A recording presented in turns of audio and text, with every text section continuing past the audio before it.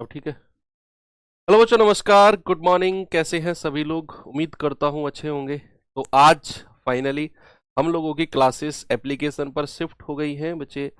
शुरू की जो 3 क्लास थी वो यूट्यूब पर डेमो थी। वैसा नहीं है कि आज हम शुरू से पढ़ेंगे। तो 3 क्लास ऑलरेडी हो चुकी हैं, तो सभी की हो चुकी हैं फिर। तो अब हम लोग प्रॉपर एप्लीकेशन पर रहेंगे और अब एप्लीकेशन से तब निकलेंगे जब आपका सिलेबस एंड हो जाएगा। नहीं है बीच में यूट्यूब पर चले जाए, मतलब इस क्लास को लेकर तो नहीं जाएंगे। तो अब प्रॉपर आप हमारे पेड वाले प्राइम स्टूडेंट्स हैं, तो मैं आपसे रिक्वेस्ट करूंगा कि पैसे इन्वेस्ट करके आए हो तो कम से कम इस पैसे की इज्जत रखना। क्लास तो सारी लेना। लोग होते हैं बीच में 2 4 5 क्लास की 10 क्लास की छोड़ के चले गए। अच्छा, आपको पैसे की वैल्यू पता है कब पता चलेगी? जब आप इसे कमाने निकलोगे। हो सकता है आप में से बहुत सारे बच्चे अर्न कर रहे हो किसी ना किसी माध्यम से, प्राइवेट नौकरी वगैरह में जो भी है, लेकिन अगर आप अर्न नहीं कर रहे हो और आप क्लास बीच में छोड़ के जा रहे हो, सोचना आपने उस व्यक्ति के 500 600 रुपये बर्बाद कर दिए जिसने इस 600 रुपये को कमाने के लिए पूरे दिन मेहनत की। आपने उस व्यक्ति की पूरे एक दिन की मेहनत पानी में मिला दी। कोर्स पूरा करना और उसके बाद बेस्ट रिजल्ट की गारंटी मैं देता हूं आपको। बस कंटिन्यूटी आपकी रहनी चाहिए क्लासेस में। अब आज हमारा जो होगा एक नया टॉपिक शुरू होगा बच्चे। मैंने आपको नंबर सिस्टम में 5 टॉपिक बताए थे ना। पहले एक क्वेश्चन रहा है ना, एक होमवर्क दिया था, इसको देख लेते हैं एक बार। 9 गुणा 18 गुणा 27 गुणा और ये 729 तक की संख्याओं को मल्टीप्लीकेट के बाद फिर हम अपना नया टॉपिक शुरू करेंगे। तो इसको कैसे लिख सकते हैं हम? 9 18 27 और 729 तक की संख्याओं को कैसे लिख सकते हैं?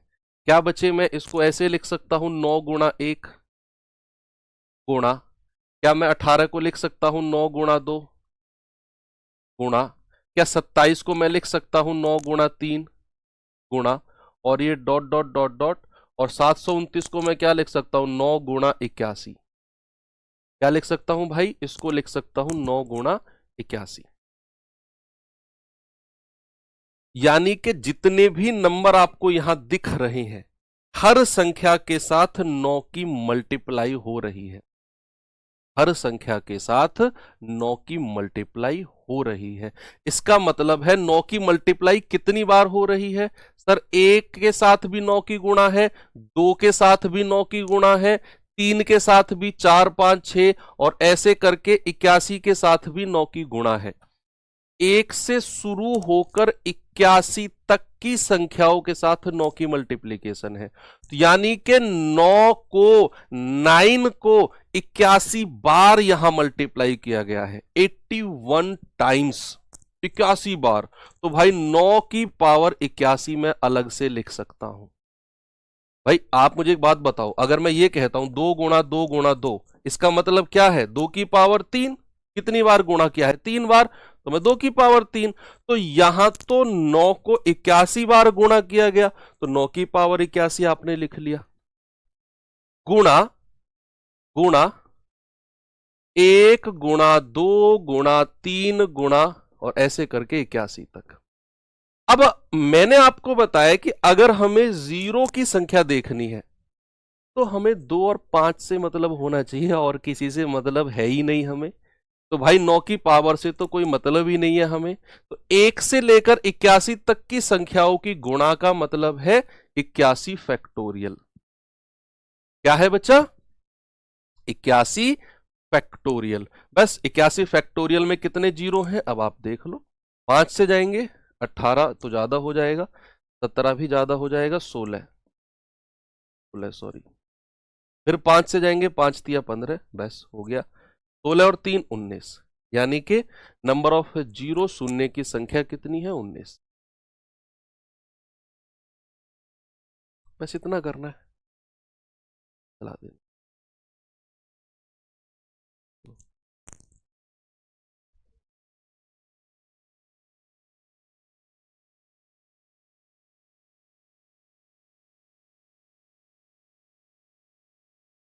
आ गया भाई सबका 19? यस। चलिए, अब हमारा ये नंबर ऑफ जीरो टॉपिक खत्म होता है। अब हम शुरू करते हैं फैक्टर्स।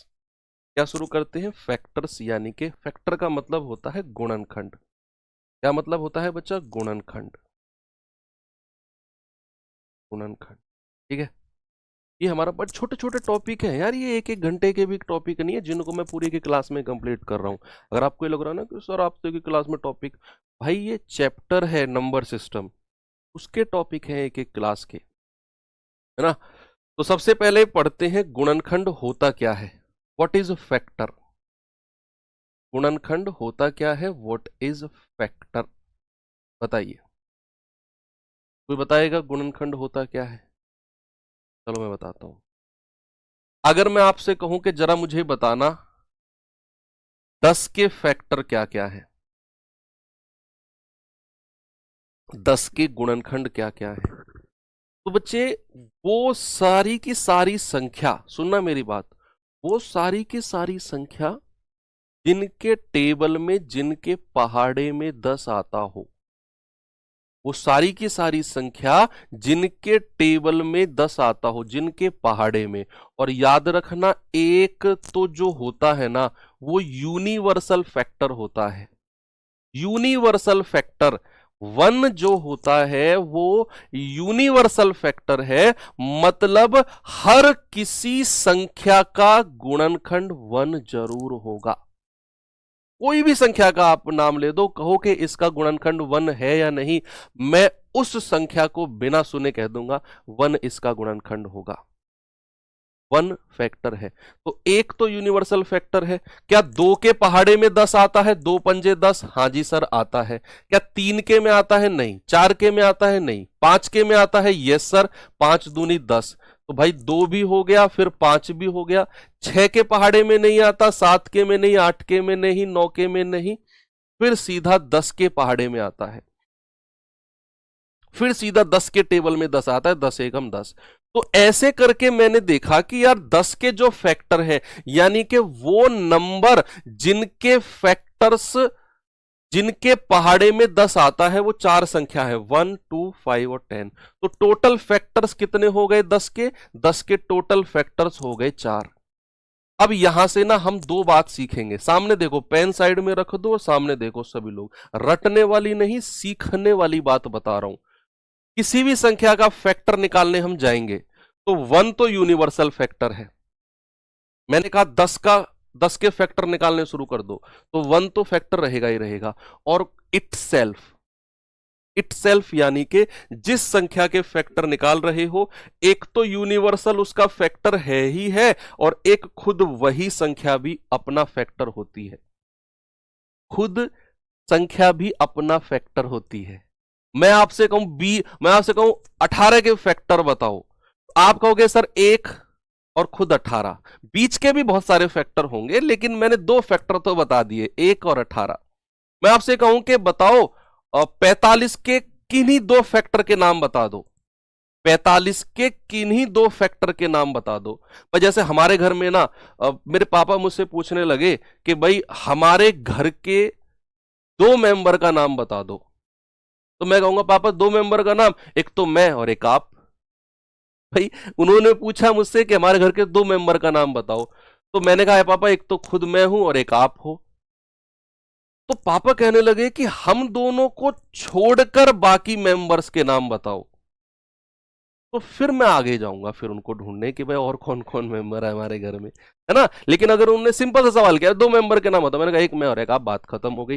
तो यानी कि अगर मैं किसी भी संख्या के दो फैक्टर पूछूं, एक तो वन उसका यूनिवर्सल फैक्टर होता है और एक खुद वही संख्या अपना फैक्टर होती है। अब सपोज बच्चे अगर मैं आपसे कहूं 6 के फैक्टर बताओ मुझे, तो एक तो वन और एक खुद 6, ये दो तो फैक्टर होंगे ही होंगे। एक तो वन और 6 तो फैक्टर। अब और कौन कौन सी संख्या है जिनके पहाड़े में 6 आता हो, जिनके टेबल में 6 आता हो, और कौन कौन सी संख्या है? सर दो तिया 6 दो के में भी आता है, तीन दूनी 6 तीन के में भी आता है, चार के पहाड़े में नहीं आता, 6 5 के में नहीं आता, और 6 तो है। सर इसके भी 4 फैक्टर हो गए। इसके भी कितने फैक्टर्स हो गए? 4 फैक्टर्स हो गए। अब ये तो तरीका है बच्चा, अलग अलग फैक्टर निकालने का। भाई बहुत बड़ी बड़ी संख्या भी आएंगी, ऐसी भी आएंगी कि जरा बताओ 1024 के कितने फैक्टर होंगे, तो क्या इस तरीके से निकालेंगे? भैया ऐसी भी संख्या आएंगी, बताओ 62,000 के कितने फैक्टर होंगे, तो बहुत कमाल हो जाएगा। ये तो कमाल हो जाएगा भैया, ऐसे थोड़ी निकालेंगे, पूरा बोर्ड भर जाएगा 62,000 के फैक्टर निकालने में। तो फिर क्या सर कोई ऐसा तरीका है कि हम फैक्टर कम से कम समय में और कम से कम कैलकुलेशन के साथ निकाल सकें? बिल्कुल है, बिल्कुल है। और वो तरीका मैं आपको एग्जाम्पल के साथ ही समझाऊंगा, बिल्कुल एग्जाम्पल के साथ। भाई मैं कोई यहां पर एग्जाम्पल ले लेता हूं, सपोज मैंने कहा कि एग्जाम्पल है आपका 72। देखो फैक्टर्स वाला जो क्वेश्चन आता है ना, बेसिकली उसमें 3 और 3 छह तरीके के सवाल बनते हैं। मैं एक ही क्वेश्चन में आपको 6 के 6 तरीके सवाल बताऊंगा। 6 सवालों से अलग फैक्टर्स में और कुछ नहीं पूछा जाता है। 7, वो 7वां तो वह छोटा सा है, 6 को मेन मानो आप। 6 क्वेश्चन के अलावा और कुछ फैक्टर्स में नहीं पूछा जाएगा, अगर पूछा गया तो मैं इस 72 में ही आपको 3 सवाल के आंसर बताऊंगा, फिर 3 के थोड़ी देर बाद उस गुणनखंडों का योग। ये अभी हम गुणनखंडों की संख्या पढ़ रहे हैं। अब देखना, यहां मैंने क्या बोला 72, और मैंने कहा 72 के फैक्टर्स। अब हम ऐसे अगर निकालने लग गए 1 2 3 4, तो ये तो बहुत सारे फैक्टर हो जाएंगे भाई ऐसे। तो फिर वो तरीका कौन सा है जिसे हम अप्लाई करें, फैक्टर्स निकाल दें? सर इससे दिल्ली पुलिस का मैथ कवर हो जाएगा? बिल्कुल हो जाएगा बच्चा, तथास्तु। तो क्या करना होता है भाई, आपने बचपन में 8वीं 9वीं 10वीं क्लास में पढ़े होगा ये वाला तरीका। फैक्टराइजेशन करना शुरू कर दो, 2 3 5 की पावर बनाना शुरू कर दो। यानी कि इस 72 को 2 3 5 की पावर में लिखो, जिसकी में लिखा जा सकता है। यानी कि अभाज्य संख्याओं की पावर में लिखो इस 72 को। क्या करना है, इस 72 को अभाज्य संख्याओं की पावर में लिखना है, प्राइम नंबर्स की पावर में लिखना है, अभाज्य संख्याओं की पावर, यानी कि घात में तोड़ना है, घात में लिखना है। अभाज्य संख्याओं की पावर यानी कि घात में हमें इस 72 को लिखना है। अब कैसे लिखेंगे वो जरा, भाई हम 2 से शुरू करते हैं। क्या ये 2 से कटेगा? हाँ जी सर, 2 तिया 6, 2 छिक्के 12। फिर 2 से कटेगा? हाँ जी सर, 2 एकम 2, 2 अट्ठे 16। फिर 2 से कटेगा? हाँ जी सर, 2 नाम 18। क्या 2 से कटेगा? नहीं। फिर 3 पे आ जाओ, 3 तिया 9। फिर 3 से कटेगा? 3 एकम 3। क्या ये चीज आपने पढ़ी है 8वीं 9वीं 10वीं क्लास में? आप कहें हाँ सर पढ़ी है, बहुत अच्छे से पढ़ी है। तो क्या मैं इसको ऐसे लिख सकता हूं, 2 जो है हमारा 3 बार आया है, तो क्या बच्चे मैं इसको ऐसे लिख सकता हूं 2 की पावर 3, और ये 3 हमारा 2 बार आया है तो 3 की पावर 2। क्या इस 72 को ऐसे लिखा जा सकता है कि नहीं? 2 की पावर 3 गुणा 3 की पावर 2 लिखा जा सकता है सर, लिख दिया। यही है अभाज्य संख्याओं की घात, power of prime numbers. English वाले बच्चे क्या लिखेंगे? Power of prime numbers. तो हमने इस 72 को इस फॉर्म में तोड़ दिया। अब यहां पर बेसिकली 3 तरह के सवाल बनते हैं, गुणनखंडों की संख्या में 3 तरह के सवाल बनते हैं। मेरी आपसे रिक्वेस्ट है, अगर आप मुझे 1%, 2%, 5%, 10% भी मानते हो, कमेंट, एक्स्ट्रा कमेंट करने प्लीज, मेरी रिक्वेस्ट है, थोड़ी देर के लिए बंद कर दो। क्योंकि मेरी ये आदत है, मैं जब क्लास में डूब जाता हूं ना, तो मैं ऐसे डूबता हूं कि मैं आपके केवल जो क्लास जो क्वेश्चन से रिलेटेड सवाल है केवल मैं वही पढ़ता हूं। के अलावा आप कोई कमेंट कर रहे होते हो तो उन्हें मेरी आंखें कैप्चर नहीं करती हैं। मेरी आंखें कमेंट में केवल वही कमेंट कैप्चर करती हैं जो सवाल से रिलेटेड है, और मैं बिना आपके नाम लिए उसको क्लियर भी कर देता हूं। अब कुछ बच्चे होते हैं जो क्लास से अलग बार बार कमेंट करके पूछते रहते हैं और फिर वो गुस्सा हो जाते हैं, क्या फायदा क्लास में आने का, हमारे कमेंट के जवाब नहीं मिल रहे, ये और वो फलाना ढिमका। प्लीज मैं फर्स्ट डे ही आपको बता रहा हूं, एप्लीकेशन पर फर्स्ट डे है, मैं एक्स्ट्रा कमेंट आज तो पहली है, मैं लास्ट क्लास तक भी एक्स्ट्रा कमेंट आपके नहीं पढ़ पाऊंगा। आप गुस्सा ना हो, आप ये समझना ना, ये मास्टर तो ऐसा ही है, क्लास के अलावा कुछ और कमेंट पढ़ेगा ही नहीं है। तो ये दिमाग में मेरे लिए ये मेंटेलिटी और ये सोच बना लो आज ही। तो 72 को मैंने लिखा 2 की पावर 3 गुणा 3 की पावर 2 अभाज्य संख्याओं की घात में। जैसे ही आपने लिखा तो फिर बेसिकली हमारे 3 तरह के सवाल बनते हैं। पहला सवाल बनता है कुल गुणनखंडों की संख्या। क्या बनता है बच्चा? कुल गुणनखंडों की संख्या। कुल गुणनखंडों की संख्या इंग्लिश में क्या लिखते हैं? Total number of factors. क्या लिखते हैं? Total number of factors. Total number of factors. अब इसका एक फॉर्मूला होता है, मैं पहले फॉर्मूला लिखवाता हूं, फिर मैं सवाल पे आऊंगा। अगर कहीं पर a की पावर p गुणा b की पावर q गुणा c की पावर r, इस तरीके से फॉर्मेट अगर कहीं लिखा हुआ है, इस तरीके से फॉर्मेट अगर कहीं लिखा हुआ है, जहां पर जहां पर क्या है, a बराबर 2 मैंने बोल दिया, या फिर ए बी सी क्या है? हमारे प्राइम नंबर्स है, अभाज्य संख्या है। हिंदी वाले बच्चे अभाज्य संख्या लिख लेंगे। ए बी सी क्या है? अभाज्य संख्या है, प्राइम नंबर्स हैं। तो फॉर्मूला कहता है कुल गुणनखंडों की संख्या। क्या कहता है बच्चा फॉर्मूला? कुल गुणनखंडों की संख्या। इंग्लिश वाले बच्चे लिख लो भाई, total number of factors. Total number of factors. तो इसका फॉर्मूला होता है, जो पावर है ना एबीसी की, उनमें +1 कर दो। p+1 गुणा q+1 गुणा r+1 और मल्टीप्लाई कर दो। जितनी भी पावर है सब में +1 करके मल्टीप्लाई कर दो। ये होता है हमारा टोटल नंबर ऑफ फैक्टर्स, यानी कि गुणनखंडों की संख्या। सेकंड क्वेश्चन यहां पर बनता है सम गुणनखंडों की संख्या। सम गुणनखंडों की संख्या। इंग्लिश वाले बच्चे लिखेंगे number of even factors. Number of even factors, कुल गुणनखंडों की संख्या। इंग्लिश वाले बच्चे क्या लिखेंगे? Number of even factors. क्या बच्चा? Even factors. Number of even factors, इसका फॉर्मूला होता है, लेकिन उसके लिए एक कंडीशन है। अगर हमें इवन फैक्टर्स यानी कि सम गुणनखंडों की संख्या पता करनी है ना, तो एक कंडीशन है। क्या कंडीशन है? कि जो ये ए बी सी है ना, कंडीशन क्या है मैं पहले लिखवा देता हूं। शर्त क्या है? शर्त है कि जो ये ए बी सी है ना, ए बी सी में से कोई एक 2 होना चाहिए। अभी मैं सवाल कराऊंगा ना, आपको बहुत सारी क्लैरिटी मिलेगी। अभी तो आप रूल लिख रहे हो, अभी तो क्या लिख रहे हो? रूल लिख रहे हो। कि शर्त है कि एबीसी में से कोई एक 2 होना चाहिए, यानी कि इनमें से कोई भी एक 2 की पावर होनी चाहिए।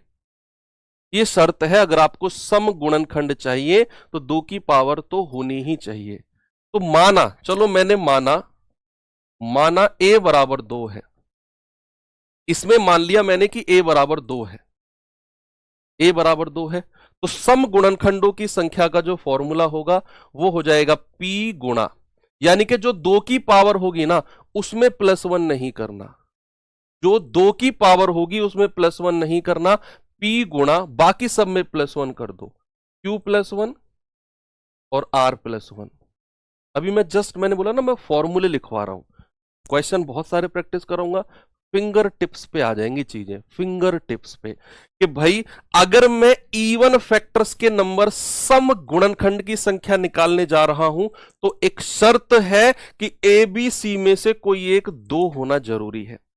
उसके बाद जो 2 की पावर होगी उसमें हम +1 नहीं करेंगे। सम गुणनखंड अगर हम निकालने जा रहे हैं, बाकी सब में +1 करके मल्टीप्लाई कर देंगे।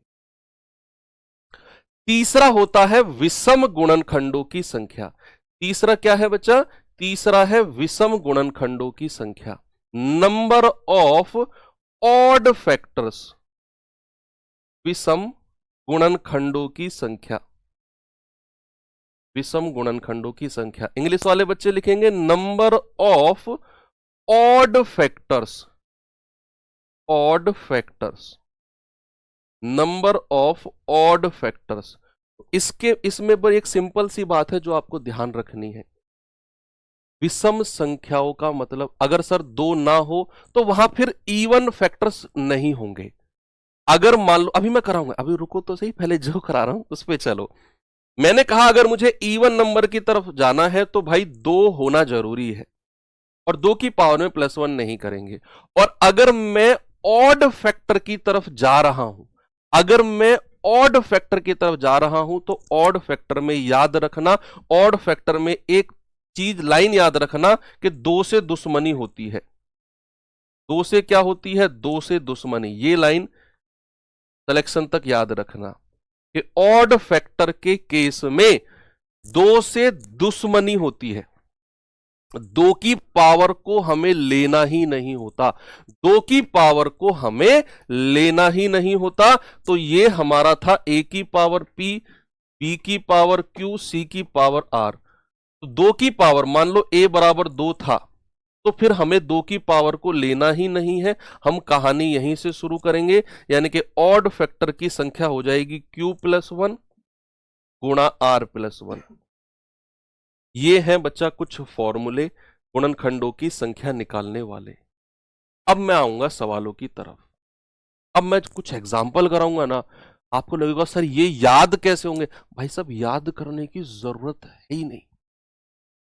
4-5 एग्जाम्पल कराऊंगा ना, आप कहोगे सर चेंज करो, बोर हो गए। यस, फिर से एक बार रिवीजन करते हैं।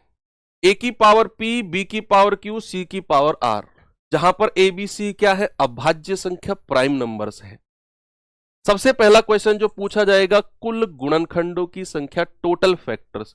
तो वो होता है जो पावर है ना, इनकी जो घात है, उनमें +1 +1 +1 करके गुणा कर दो। अगर कुल गुणनखंडों की संख्या कहेगा, अगर कहेगा सम गुणनखंडों की संख्या, तो क्या करना है? उस केस में एक कंडीशन है कि जो ये ए बी सी है ना, इनमें से कोई एक दो होना बहुत जरूरी है। तो मैंने मान लिया ए जो है वो 2 है, और अगर फिर हमें सम गुणनखंडों की संख्या निकालनी है तो जो 2 की पावर होगी उसमें +1 नहीं करेंगे, बाकी में +1 करके गुणा कर देंगे। फिर हमें निकालना है ऑड फैक्टर्स, विषम गुणनखंड। और इसमें तो एक ही टैग लाइन है जो आपको याद रहनी चाहिए कि 2 से दुश्मनी होती है भाई, 2 की पावर को लेना ही नहीं है, बाकी जो भी पावर है उनमें +1 +1 करके गुणा कर दो। अब मैं आपको सवाल की तरफ लेकर चलता हूं। देखो, हमने 72 को इस तरीके से तोड़ा, हमने 72 को इस तरीके से तोड़ा, 2 की पावर 3 गुणा 3 की पावर 2। तो कुल गुणनखंडों की संख्या क्या हो जाएगी बच्चे? पावर में +1 +1 करके गुणा कर दो। 3 + 1 गुणा 2 + 1, तो ये क्या हो जाएगा? 4 गुणा 3 यानी कि 12। तो भाई टोटल गुणनखंड यानी कि टोटल फैक्टर कितने हो गए? आपने सबसे पहले क्या किया? इस 72 को अभाज्य संख्याओं की पावर में तोड़ा इस तरीके से। फिर आपने क्या किया? जो पावर थी उनमें +1 +1 करके गुणा कर दिया, तो आपको कुल गुणनखंडों की संख्या यानी कि टोटल फैक्टर आपको पता चल गए। अब सेकंड क्वेश्चन हमारा आता है बच्चा, सेकंड क्वेश्चन आता है सम गुणनखंडों की संख्या। सम गुणनखंडों की संख्या, कोई बताएगा मुझे सम गुणनखंडों की संख्या क्या होगी? कोई भी? सम गुणनखंडों की संख्या, उसके लिए मैंने बोला कि कंडीशन है 2 की पावर होना बहुत जरूरी है, और वो तो है। ये रहा 2 की पावर 3। फिर उसके बाद में मैंने क्या बोला कि जो 2 की पावर है उसमें +1 नहीं करेंगे अगर आप सम गुणनखंड निकालने जा रहे हैं, यानी कि इसको तो 3 ही रहने दो, बाकी में +1 कर दो तो ये आ जाएगा 3 × 3, ये आ गया 9। तो सम गुणनखंड कितने आ गए? 9। अब तीसरा क्वेश्चन आता है विषम गुणनखंडों की संख्या, ऑड फैक्टर्स। क्या आता है बच्चा? Odd factors. विषम गुणनखंडों की संख्या यानी कि ऑड फैक्टर। बताओ, या तो ऐसा करो टोटल में से सम को माइनस कर दो, भाई टोटल 12 है उसमें से 9 माइनस कर दो, 3 आंसर है। या तो ये तरीका है, या फिर विषम गुणनखंड का मतलब है दो से दुश्मनी। दो से दुश्मनी यानी कि 2 की पावर को हमें लेना ही नहीं है।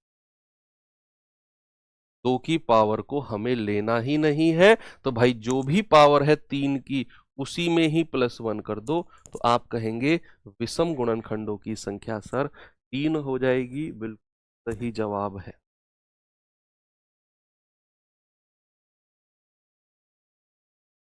ठीक है, अब मैं सवाल आपको दूंगा हूं, ठीक है? सवाल देता हूं मैं आपको, और ये सब मैं रफ कर रहा हूं यहां।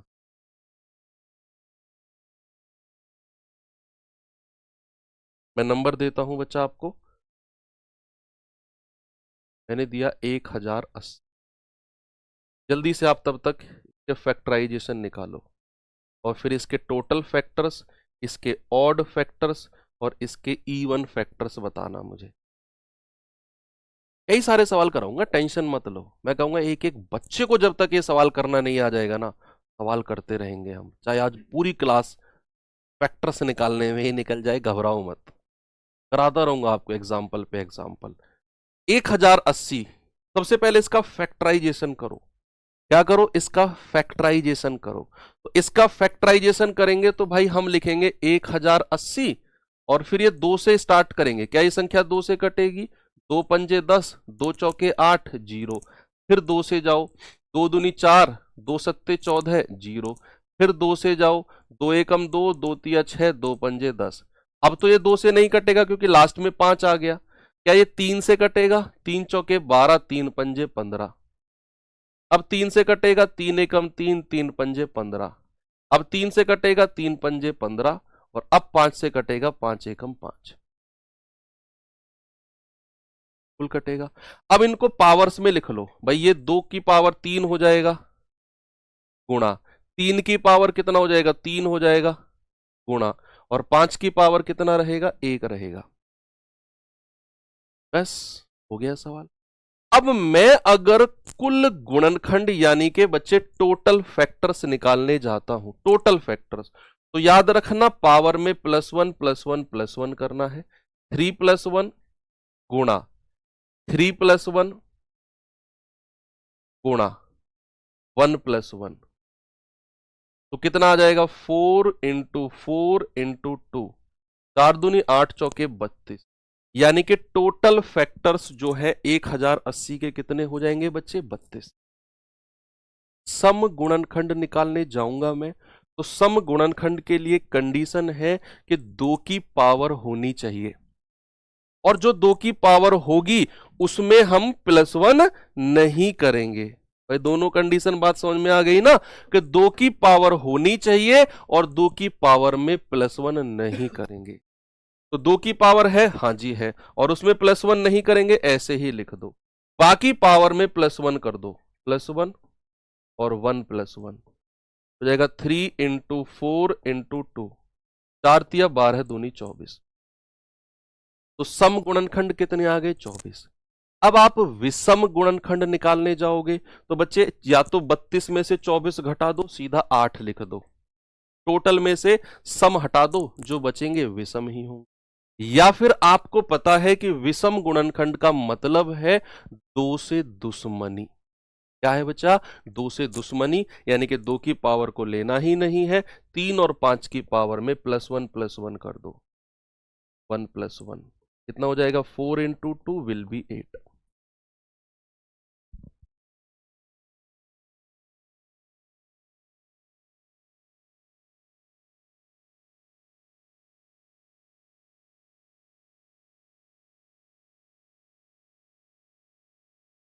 बात क्लियर है?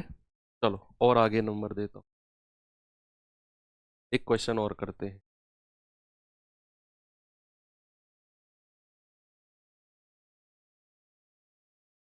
भाई मुझे एक बात बताओ, कल हमने नंबर ऑफ जीरोस पढ़े थे ना? तो मैंने आपको एक बात बोला था, अगर 10 है तो 10 का मतलब क्या है? 2 की पावर 1 गुणा 5 की पावर 1। अगर मैं ऐसा लिखूं, कोई दिक्कत है तुम्हें? कहीं अगर 10 दिख जाए तो वहां उसको आप 2 की पावर 1 गुणा 5 की पावर 1 लिख सकते हो कि नहीं? मान लो कहीं अगर 100 दिख जाए तो 100 को आप क्या ऐसे नहीं लिख सकते हो? 2 जीरो है तो 2 की पावर 2 गुणा 5 की पावर 2, ऐसे नहीं लिख सकते हो क्या? बिल्कुल लिख सकते हो सर। अगर कहीं पर 1000 दिख जाए तो क्या मैं उसको 2 की पावर 3 गुणा 5 की पावर 3 नहीं कह सकता हूं? क्योंकि 3 जीरो है, जितनी जीरो है उतनी ही 2 और 5 की पावर बन जाएंगी। यही तो कल हमने नंबर ऑफ जीरो में पढ़ा है। रेगुलर क्लास करनी पड़ेंगी अगर सिलेक्शन लेना है तो, नहीं तो फिर आपको धक्का मारकर पीछे धकेलकर आगे निकलने के लिए ना लाखों बच्चे खड़े हैं। ध्यान रखना इस बात को। आप अगर सोच रहे हो एक दिन, 2 दिन, 4 दिन, 5 दिन, 2-4 क्लास छोड़ने से मुझ पे कोई फर्क नहीं पड़ेगा, 10 मिनट की भी क्लास अगर छोड़ देना तो लाखों बच्चे ऐसे उठाएंगे और ऐसे फेंक देंगे पीछे, हट तू सीरियस नहीं है, हमें निकलने दे आगे। और ये कंपटीशन की सच्चाई है जो मैं तुम्हें बता रहा हूं। तो यहां पर 1000 को मैं लिख सकता हूं 2 की पावर 3 गुणा 5 की पावर 3। तो ये चीज में हम फैक्टराइजेशन में थोड़ी सी हेल्प ले सकते हैं। फैक्टराइजेशन में थोड़ी सी हेल्प हम ले सकते हैं। मान लो अगर मैं आपसे कहूंगा 2500, मैंने कहा 2500, तो 2500 के फैक्टर्स बताओ, 2500 के फैक्टर्स बताओ कितने होंगे टोटल, सम और विषम। तो इसका फैक्टराइजेशन बड़ा आसानी से बना सकते हो आप।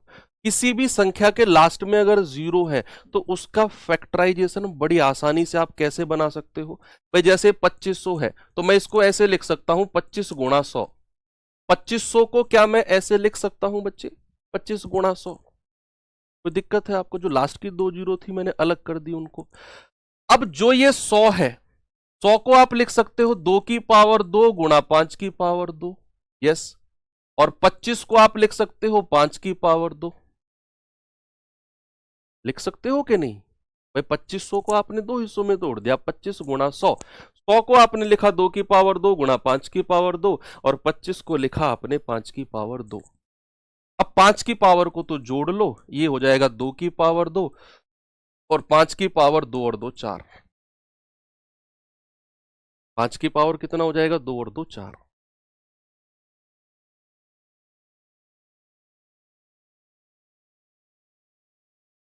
बस अब आपका जो बचा है कर लो।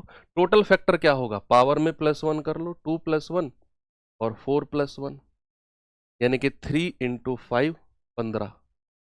सम गुणनखंड यानी कि 2 की पावर होनी चाहिए है, पावर में +1 नहीं करना। ओके, 2 गुणा 4 + 1, ये हो जाएगा 2 गुणा 5 यानी कि 10। और विषम गुणनखंड का मतलब है 2 से दुश्मनी। 2 से दुश्मनी यानी कि जो भी पावर बची है उसमें +1 ले लो, ये हो जाएगा 5। अब आया कॉन्फिडेंस? एक बार मुझे थम्स अप करके बताओ जल्दी से, क्या कॉन्फिडेंस आया? बताओ भाई। बिल्कुल आया होगा, बिल्कुल आया होगा। चलो अब मैं सवाल की तरफ आपको लेकर चलता हूं। ये सवाल देखिए जरा, पीएसआई में पूछा गया सवाल है।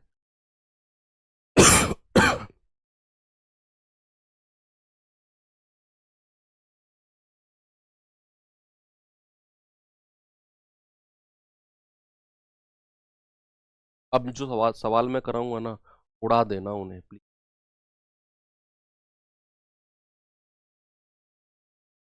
बताओ जल्दी से इसका जवाब क्या होगा? 11025 के गुणकों की संख्या, यूपीएसआई 2017 का सवाल है भाई ये। बहुत सारे सवाल करेंगे एक दो, चलो एक क्लास और ले लूंगा मैं इसमें। आज हम केवल नंबर ऑफ फैक्टर्स पढ़ेंगे, कल हम सम ऑफ फैक्टर्स, गुणनखंडों का योग। आज केवल संख्या पढ़ेंगे कि कुल गुणनखंडों की संख्या, सम गुणनखंडों की संख्या और विषम की संख्या। कल की क्लास में हम उनका योग पढ़ लेंगे, है ना। तो कोई नहीं, एक आध क्लास एक्स्ट्रा भी हो जाएगी, लेकिन चीजें समझ में आनी चाहिए। ऐसा नहीं सब कुछ एक ही क्लास में भर दिया सर आपने। तो अभी आप नए हो, अभी आप जुड़े हो, वैसे तो आपका ओवरलोड नहीं होना चाहिए, इस बात का भी ध्यान रखना पड़ेगा। तो ये 11,025 है। देखो 2 से तो कटेगा नहीं क्योंकि लास्ट में 5 है। लास्ट में 2 से कटने वाली संख्या होनी चाहिए अगर 2 हमें यहां लिखना है तो 5 लिखेंगे फिर सीधा। तो 5 लिखेंगे तो 5 दूनी 10, 1, 5 दूनी 10, 0, 5 पूरे 25। फिर ये 5 से कटेगा, 5 चौके 20, 2, 5 चौके 20, 5 एकम 5। अब ये 5 से नहीं कटेगा, क्या 3 से कटेगा? 3 एकम 3, 2, 3 अट्ठे 24। नहीं सर,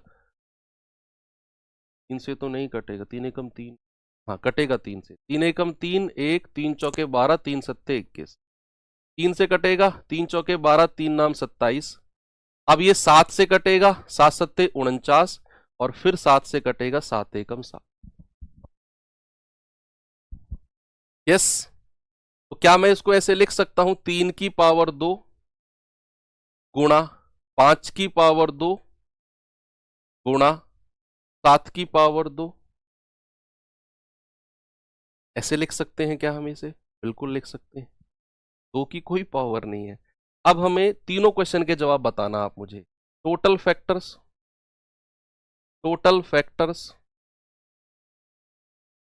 मुझे बताना, इवन फैक्टर्स यानी कि सम गुणनखंड, इवन फैक्टर्स, और तीसरा क्वेश्चन मुझे बताना ऑड फैक्टर्स। हालांकि इसने तो केवल कुल गुणनखंड पूछे हैं, इसने तो पहला क्वेश्चन ही पूछा है, मैं तीनों पूछ रहा हूं।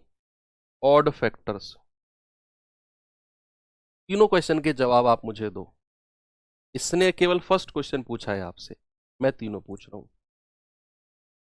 जब आपने इसको अभाज्य संख्या की पावर में बदल दिया और हमसे पूछा टोटल फैक्टर, आपने क्या करना है, पावर में +1 करके मल्टीप्लाई कर देनी है। 2 + 1, 2 + 1 और 2 + 1, यानी कि 3 × 3 × 3 कितना हो जाएगा, 27।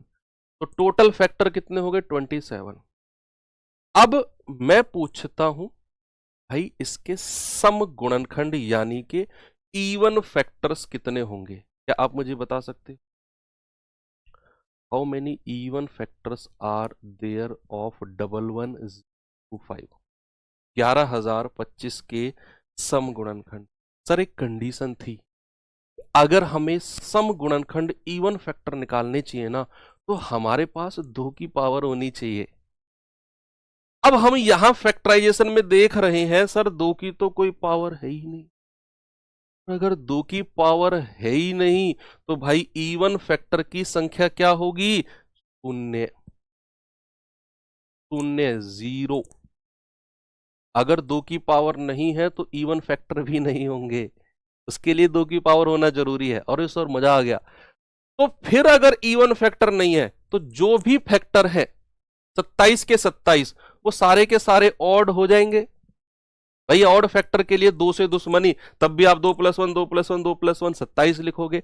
या फिर कॉमन सेंस देखो कि भाई टोटल अगर 27 गुणनखंड है, इवन यानी कि सम है 0, तो जितने भी 27 के 27 होंगे सारे के सारे ऑड हो जाएंगे वो। Yes, very good. चलो एक और सवाल देखते हैं। ये सवाल बताओ, ये भी यूपीएसआई में पूछा गया है भाई, बताओ जल्दी से। 10-20% जिसमें कसर रह रही होगी ना बच्चे में समझने में, उसको भी आज ये मैं समझा के जाऊंगा टॉपिक।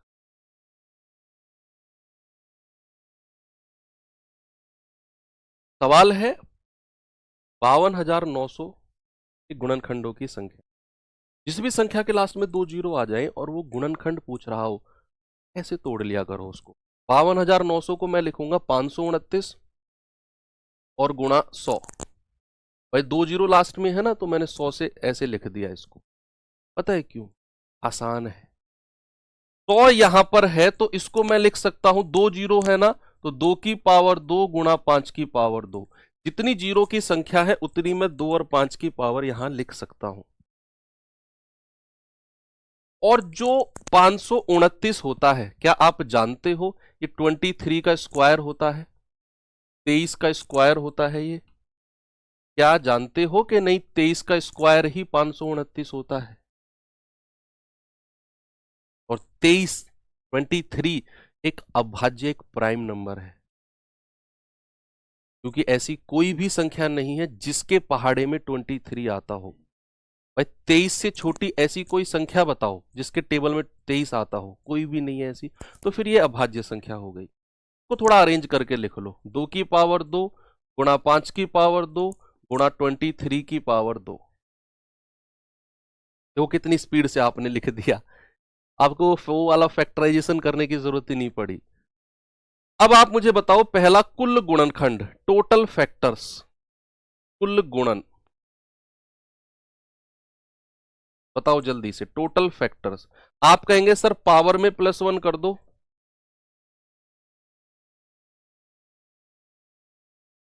ये हो जाएगा 3 इंटू 3 इंटू 3 यानी कि 27। अगर मैं कहूंगा, देखो ये तो 27 आपका आंसर आ गया। अगर मैं कहूंगा बच्चा सम गुणनखंड, इवन फैक्टर्स, आप क्या मुझे बता सकते हो? व्हाट आर इवन फैक्टर्स, कितने होंगे? इवन फैक्टर के लिए सर कंडीशन है 2 की पावर होनी चाहिए, 2 की पावर होनी चाहिए। तो सर है क्या? हाँ। और उसमें +1 नहीं करेंगे, तो 2 की पावर है, बिल्कुल है, और उसमें +1 नहीं करेंगे, बाकी पावर में +1 कर देंगे। कितना हो जाएगा? 2 गुणा 3 गुणा 3, ये हो जाएगा 18। और अगर मैं विषम गुणनखंडों की बात करता हूं, विषम गुणनखंड, आप या तो टोटल में से 27 में से 18 घटा दो, जो बचेगा 9, वो विषम हो जाएगा। या फिर विषम गुणनखंड का मतलब है 2 से दुश्मनी, यानी कि 2 की पावर लेनी ही नहीं है, 5 और 23 की जो पावर है उनमें ही +1 करना है, यानी कि 3 into 3 will give 9 as answer. बात क्लियर है? यस। अगर मैं आपसे कहता हूं बच्चा 64, बताओ 64 के तीनों बताओ, total factors, even factors, odd factors, कुल गुणनखंड, सम गुणनखंड और विषम गुणनखंड, तीनों बताओ 64 के, बता सकते हो आप? 64, 2 की ही पावर है ये 64, 2 की पावर 6 कितना होता है? 64 ही होता है, यानी कि 64 को आप लिख सकते हो 2 की पावर 6, 2 दूनी 4 दूनी 8 दूनी 16 दूनी 32 दूनी 64, तो 64 को आपने 2 की पावर लिखा, तो 64 का फैक्टराइजेशन आपने कर दिया 2 की पावर 6। अब अगर मैं इसके कुल गुणनखंड आपसे पूछूं कि भाई टोटल फैक्टर्स बताना जरा, आप क्या करोगे? एक ही रूल है कि सर पावर में +1 कर दो, तो 6 + 1 विल गिव 7, 7।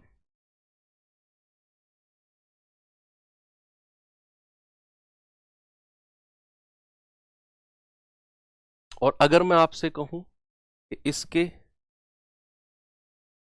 इसके सम गुणनखंड कितने होंगे? सम गुणनखंड, सम गुणनखंड, आप कहेंगे सर सम गुणनखंड के लिए कंडीशन है 2 की पावर होनी चाहिए, 2 की पावर होनी चाहिए और उसमें +1 नहीं करेंगे, तो 2 की पावर है, यस, और उसमें +1 नहीं करेंगे तो सम गुणनखंड हो गए 6। सर विषम गुणनखंड आप में से बहुत सारे बच्चे कह रहे हो 0, क्यों? आप पता है क्या दिमाग लगा रहे हो, मैं बताऊंगा। भाई विषम गुणनखंड के लिए बहुत सारे बच्चे कह रहे हैं कि सर 0 होंगे, क्यों? क्योंकि सर आप ही ने तो बोला कि 2 की दुश्मनी होती है विषम गुणनखंड के टाइम, और सर अगर हम यहां 2 से दुश्मनी कर दें तो फिर तो कुछ बचेगा ही नहीं, फिर तो कुछ बचेगा ही नहीं, ऑड फैक्टर्स तो 0 हो जाएंगे। अरे और मैंने आपको क्लास के शुरू में एक बात बताई थी कि हर संख्या का यूनिवर्सल फैक्टर होता है 1। किसी भी नंबर की बात अगर आप करोगे, मैं आंख बंद करके बोलूंगा कि एक इसका गुणनखंड होगा। क्या ये एग्जैक्ट बात बोली थी मैंने? यस। तो अगर वन हर किसी का फैक्टर है तो वन क्या है? एक विषम संख्या ही तो है, एक ऑड नंबर ही तो है। तो भाई किसी भी नंबर के सम गुणनखंड 0 हो सकते हैं, लेकिन विषम गुणनखंड मिनिमम तो 1 होगा ही होगा। नहीं तो आप टोटल में से 6 घटाओगे, 7 में से 6 घटाओगे, तब भी आपको 1 मिलेगा। भाई कुल गुणनखंड क्या हो गए? 6 + 1 7। सम कितने हो गए? 6। 7 में से 6 घटाओगे तब भी 1 मिलेगा। और ये रटना नहीं, कॉमन सेंस। मैंने बताया ना कि 1 यूनिवर्सल फैक्टर है और 1 क्या है? एक ऑड नंबर है। तो किसी भी नंबर के सम गुणनखंड 0 हो सकते हैं। जहां 2 की पावर नहीं होगी वहां इवन फैक्टर सम गुणनखंड 0 होंगे, लेकिन विषम गुणनखंड कभी भी 0 नहीं होंगे। ये बात दिमाग में याद रख लें, ठीक है? तो विषम गुणनखंड तो मिनिमम 1 होगा ही होगा। कभी भी विषम गुणनखंड की संख्या 0 मत कर देना, मिनिमम। और अगर आपसे कोई रीजन पूछे ना कि रीजन बताओ क्यों, तो रीजन आप बता सकते हो, क्योंकि इस हर किसी नंबर का यूनिवर्सल फैक्टर 1 होता है और ये एक ऑड नंबर है, विषम संख्या है, इसीलिए मिनिमम एक विषम गुणनखंड तो होगा ही होगा। चलो इतनी बात आपको समझ में आ गई। ये सवाल बताइए, जल्दी से आंसर बताओ।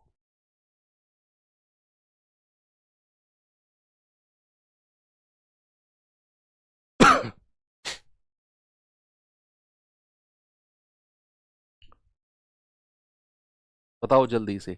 सवाल कहता है 1000 के गुणनखंडों की संख्या क्या है?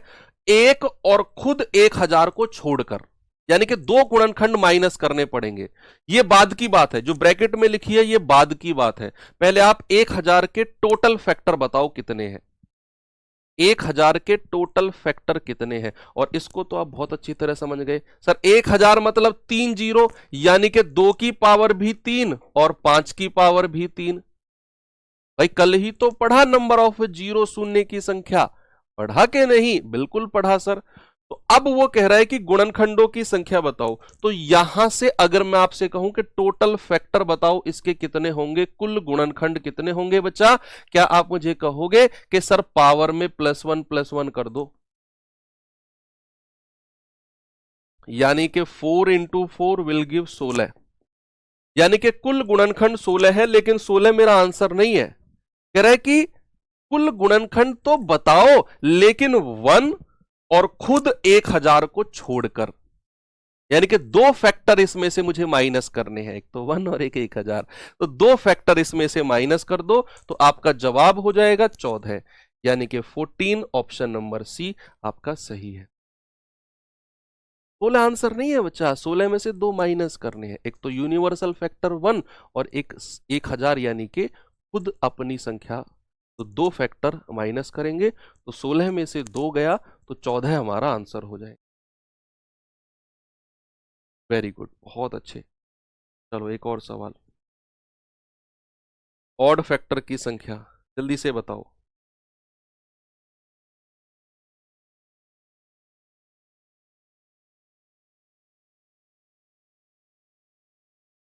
ऑड फैक्टर्स 1280 के विषम गुणनखंडों की संख्या। पहले तो इसका फैक्टराइजेशन कर दो। मैंने कहा किसी भी नंबर के लास्ट में 0 होना, उसको थोड़ा ट्रिक किससे कर लिया करो। 1280 को मैं लिख सकता हूं 128 × 10। लास्ट की 0 अगर मुझे दिखी मैं खुश हो गया, ऐसे लिखूंगा। 10 को मैं लिख सकता हूं 2 की पावर 1 × 5 की पावर 1, क्योंकि एक ही 0 है। तो 2 की पावर 1 × 5 की पावर 1। और जो ये 128 है ना, ये 2 की पावर होता है 7। बच्चे 2 की पावर 12 तक आपको पता होना चाहिए, ये अगर आप अपनी मैथ्स को तेज करना चाहते हैं। 2 की पावर 2 4 होता है, 2 की पावर 3 8 होता है, 2 की पावर 4 होता है 16, 2 की पावर 5 होता है बच्चा 32, 2 की पावर 6 होता है 64, 2 की पावर 7 होता है 128, 2 की पावर 8 होता है 256, 2 की पावर 9 होता है 512, 2 की पावर 10 होता है 1024, 2 की पावर 11 होता है बच्चा 2048, और 2 की पावर 12 होता है 4096। ठीक है, 2 की पावर 12 तक आपको पता होना चाहिए, बहुत स्पीड बढ़ेगी आपकी कैलकुलेशन। ठीक है, तो 2 की पावर 28 को 128 को जैसे ही देखा मैं समझ गया ये तो 2 की पावर 7 होता है, तो 2 की पावर को तो ऐड कर लो, तो 7 और 1 8 गुणा 5 की पावर 1। अब कह रहा है ऑड फैक्टर्स, विषम गुणनखंड। भाई विषम गुणनखंड का मतलब है 2 से दुश्मनी, 2 की पावर को लेना ही नहीं है, तो बच्चा ऑड फैक्टर्स के लिए क्या करना है, 2 की पावर को लेना ही नहीं, जो भी पावर बची उसमें +1 कर दो, यानी कि ऑड फैक्टर हो जाएंगे आपके ऑप्शन नंबर सी 2। ठीक है, आगे चले, ये सवाल देखिए जरा।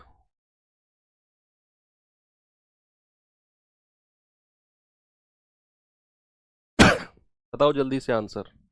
120 के विषम और सम गुणनखंडों की संख्या कितनी होगी? तो 120 के जैसे मैं इसको लिख सकता हूं 12 गुणा 10, और 10 को हम लिख सकते हैं 2 की पावर 1 गुणा 5 की पावर 1, और 12 को मैं लिख सकता हूं 3 चौके 12, और 4 को मैं कह सकता हूं 2 की पावर 2। तो 2 की पावर तो जुड़ जाएगी, 2 और 1 3, 3 की पावर 1 और गुणा 5 की पावर 1। आप इसे अपने हिसाब से कर लेना, ये वाले तरीके से कर लेना 120 को, मैंने इस तरीके से बता दिया तोड़ तोड़ कर। ठीक है, अब कह रहा है इसके इवन फैक्टर और ऑड फैक्टर बताओ। इवन फैक्टर के लिए क्या करना है, 2 की पावर होनी चाहिए, हाँ जी है, उसमें +1 नहीं करेंगे, ओके जी, बाकी में +1 कर दो, ठीक है भैया, तो हो जाएगा 3 गुणा 2 गुणा 2, क्या आ गया 12। ऑड फैक्टर के लिए क्या करना है जी, 2 से दुश्मनी, 2 की पावर को लेना ही नहीं है, ठीक है भैया, तो 2 की पावर को नहीं लेंगे, बाकी में +1 कर दो, क्या आ गया जी 2 गुणा 2 विल बी 4। तो सम विषम हो गए, सॉरी सम हो गए 12, विषम हो गए 4। ऑप्शन नहीं, पहले उसने विषम पूछा है ना, पहले नंबर पे उसने विषम रखा है फिर सम, तो विषम हो गए 4 और सम हो गए 12। यही तो गलती नहीं करनी, यही तो गलती नहीं करनी है। देखो ऑप्शन ए गलती से गलत हो जाता कि पहले विषम रखना है फिर सम, तो विषम 4 है और सम 12 है, सही हो 4 12। आंसर निकाला और फिर भी गलत की तरफ उड़ गए। ये सवाल देखिए जरा। 2 की पावर 7, 3 की पावर 5, 5 की पावर 3 और 7 की पावर 1। बच्चे कभी भी इस तरीके से संख्याएं आपको दी हुई हैं तो हमेशा याद रखना कि जो ये संख्या है ना, ये अभाज्य होनी चाहिए, प्राइम होने चाहिए, नहीं है तो बनाएंगे फिर हम इनको। अब चूंकि ये 2 3 5 और 7 प्राइम है तो वेल एंड गुड, कोई दिक्कत नहीं है।